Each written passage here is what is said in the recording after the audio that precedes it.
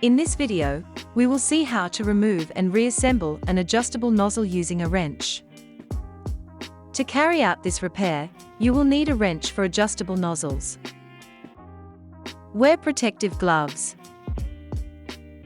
The wrench is specially designed to tighten and loosen swivel nozzles when screwing them in place. Inside the bathtub, remove the nozzle plate using a screwdriver. Proceed with caution so as not to damage the walls. Unscrew the nozzle clamping ring with the wrench. Remove the seal. Insert the new seal.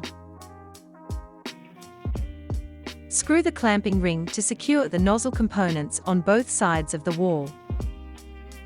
Tighten with the nozzle wrench. For more information on installing or maintaining your bathtub, please refer to our other tutorials.